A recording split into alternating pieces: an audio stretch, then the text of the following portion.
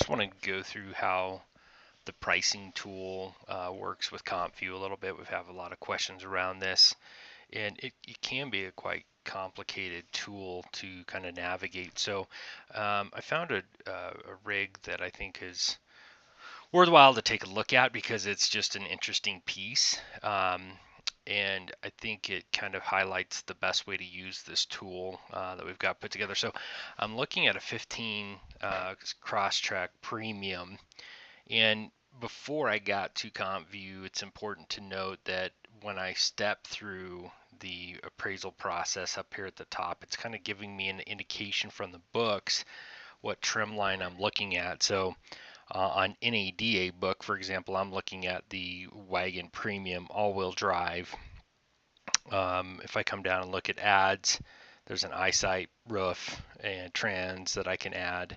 On Kelly, once again, we're looking at the premium sport utility. And if you look at Subaru, they have the premium line, but then they add nav and a sunroof option to it. So you can't always extrapolate all the information you need from the VIN data. And then on Black Book, I'm looking at premium. So what happens is the intelligence of the system takes over and says, okay, go find all the premium wagons in the market and bring that into the comp view. So we're in Colorado, so I know there's a ton of Crosstracks out there, and there may not be a ton of 15s in that mileage band, but I know we have a lot. So the first thing I look for when I get to this set is how many units did it pick up? It picked up 4 units in the market around me. So I know that's a little bit light. First thing I'm checking, okay, the car's a little bit high miles, not too crazy. And I am looking at 300 miles out. So in the back of my head, I'm thinking, you know what, I should have a couple more units to kind of compare the market data to this. The other thing that kind of catches my eye when I take a look at this, and Subaru is very hot across the country, but also here in Denver. And so as you look at this, it's saying my comp number is 16.5, and the book values are 15, 16, 15. So it's kind of telling me that, hey, something's just a little bit off on this unit. Now, I know that they're probably bringing a premium in the market, and it's saying they're going for about 20, where the book retails 18, 17, 17. So I know the car's hot. I'm not sure it's that hot. And so I need to figure out a way to dig into the data a little bit to find out. So the first thing I do is check the trim over here. So I'm looking at premium all-wheel drive, which is the unit by the book.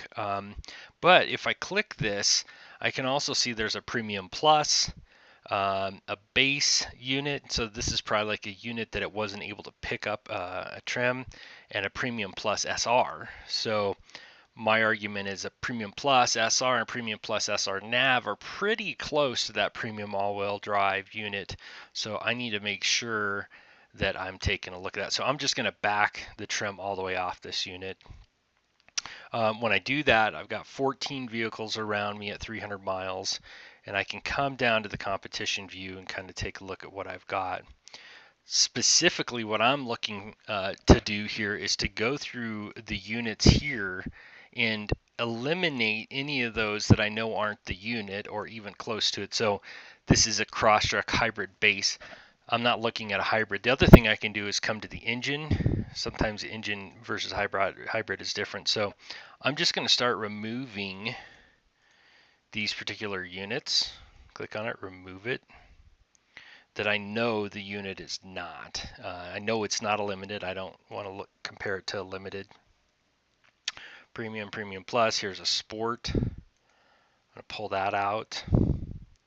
So now I got premium plus, premium plus, premium plus, base, base, and now let's drill into this base real quick and take a look at it. Because what could be happening is, so this is also a premium.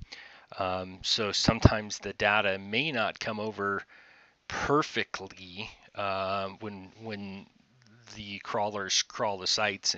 So in this particular example, they were just able to grab the VIN number, couldn't necessarily tell trim line. So I'm going to leave that one in there because it is a premium one. I click on it, and here's another base. So let's click on this.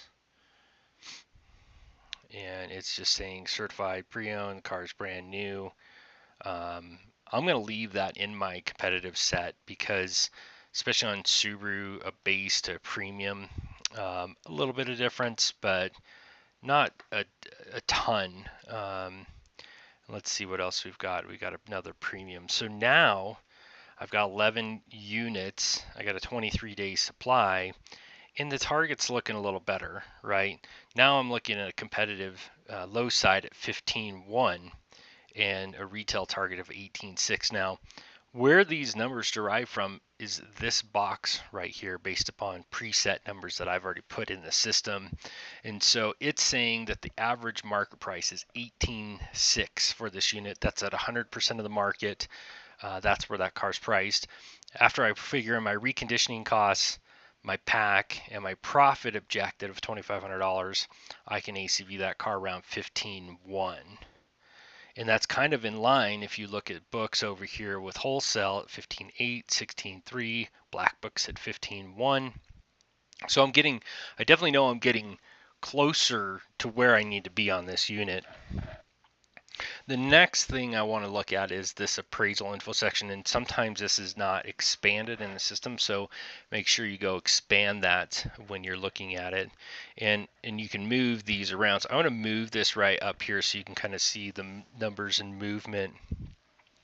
The first thing we hear a lot of times is I want to be at 80% cost to market. It's another number that's preached a lot in the industry when you take a trade to be at 80% cost of market. So the first thing I can do is I can come up here and say, okay, I want to be at 80% cost to market. And what this will do is it'll say that unit would be priced at 15.8 after you take out of your pack and your reconditioning. The ACV on it will be 14,880. That's what you should ACV that target in order to be at 80% cost to market acquisition on that unit. Another way that a store might decide to take a look at this is say, I want to price my units at 96% of the market. I want to be super aggressive out of the gate. And what can I ACV that unit at in order to meet my objective? So I want to make $2,500 on that unit, okay? And so what it says is at 96% of market, the internet price would be 17.8. I'm going to make 2,500 bucks, and I need to ACV that car at 14,425. Okay. Now, let's say we're negotiating with the customer and we're back and forth between the desk and what the customer's asking me. The customer, I'm not going to do the deal. I'm looking at the numbers, whatever the bank call is. We have to put $16,000 in this car to make the car deal. So the first question is, can we comfortably do that in this market and get away with it? And so we put 16 in for our ACV, and that will automatically adjust my numbers. Now I'm appraising the car at 86% to market is what I'm acquiring the unit for. My profit objective, if I'm going to price all my units at 96% of the market, is now $925. So I'm still green at that number, but I can't fade, and we're going to have to hold tight on our numbers. Now that does also take into account my expenses, assuming that my reconditioning stays low at the 450. If it needs tires or something, that's going to gobble that all up, and then all of a sudden I'm in trouble. So let's just say it did need tires. So now I'm changing my expense to $1,400 is my expense, and my profit now that I can only take away at $475. I'm going to be priced number 6 in the market at that number and 96% to the market. Okay. Another way we can take a look at this is let's reset the numbers, and let's just say that we're looking at an appraisal from the very beginning. I'm at 450 reconditioning. Whoops. Holds there. My pack, all my profit objectives are still the same, except for what I really want to know is worst case scenario, if I can't sell this car, I need to move it what can I expect to price the car at after I put my expenses in the unit and still get out of it? So you come over here to this dialer and you can start moving this down to rank number 1. And you'll notice that the car is at rank number 1. My internet price would be $14,987 in this market, and I would have to lose $2,000 on that unit. Now, I've locked my ACV because the customer said, well, we want 16. I'm going to unlock this field, okay, and I'm going to put my profit objective at 0. Now, what it's telling me is you can ACV this car at 14,000 essentially, add your expenses of 19,500, okay, and price the car at 14,900, okay, and get out of it.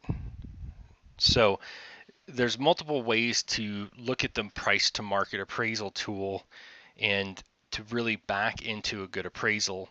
Now, that's one way to get to your ACV. So I'm at 75% now cost to market. 14,000 is my ACV.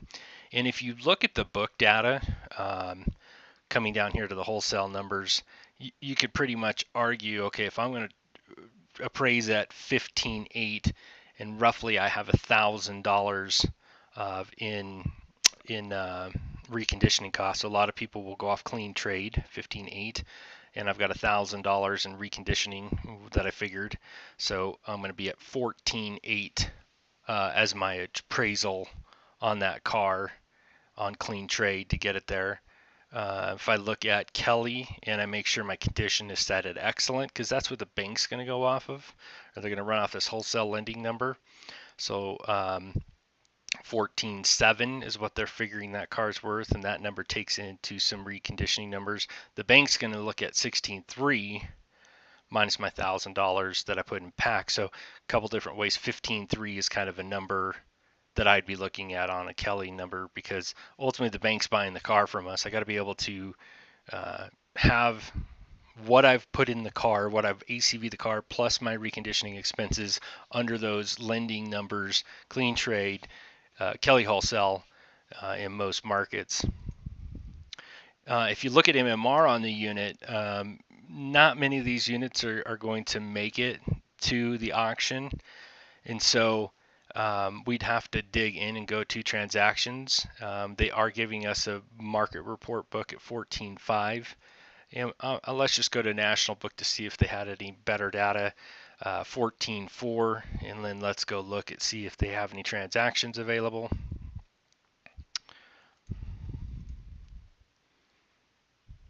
And so once you get over here, they do actually have some transactions available on Surprise. Let's look at some of the dates here in the last month, and my odometer is about 55, so they did not bracket the odometer mileage. That's one thing to know. So 50, 16.1, 2, 15.1. Obviously this car 15.5 at 12.8, either they stole it or it was low condition. So you can see here 2.4 was a condition grade. This one was a 4 grade, right about my miles, out of Denver. And guess what? It brought all the money, because these do bring all the money in Denver. But I'm not, when I'm appraising a unit, I'm not looking to pay all the money for it. I'm looking to make a nice profit for the store, but don't lose the trade, don't lose the deal. Okay. Also, that number then doesn't take into account any buyer-seller fees that also come with doing business there at the auction. Okay. So that's a nice overview of how to use the data from CompView a little bit better with all the other numbers that we're working with.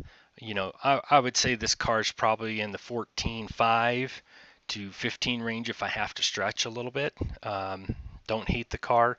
This also tells me my store is not done well traditionally with Crosstrek, so I need to be aware of that.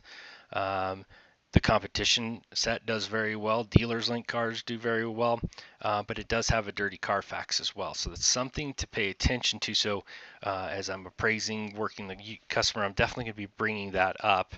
It's probably closer to 14.5 car with that dirtier Carfax, and how my store does with the car. So just a brief overview there of how to use that comp view tool a little bit better. Thanks, and have a good day.